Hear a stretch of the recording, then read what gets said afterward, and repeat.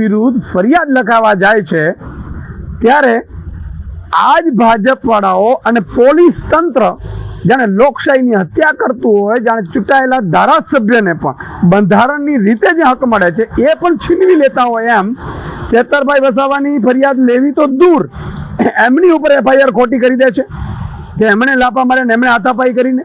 આ શું થઈ રહ્યું છે? એટલું નહીં, આ પોલીસ ચેતરભાઈને એના પરિવારને કે એમના વકીલને પણ મળવા નથી દેતી, સીધા જિલ્લા મથકે લઈ જાય છે. આ કઈ પ્રકારની લોકશાહી છે? ભાજપ આટલી તાનાશાહી કરી રહી છે.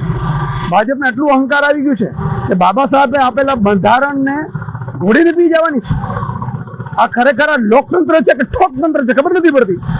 ચેતરભાઈ વસાવાને અત્યારે મળવા દેવામાં નથી આવતા. ચેતરભાઈ વસાવાને ક્યાં લઈ ગયા છે, કોની સાથે લઈ ગયા છે, એમને વકીલને પણ મળવાની છે. શું ભ્રષ્ટાચાર સામે અવાજ ઉઠાવો? આ ભાજપ વાળાને જે કરોડો રૂપિયા મંત્રીઓના અને એના મળતિયાઓના ખુલ્લા પડે છે ચેતરભાઈ વસાવાએ,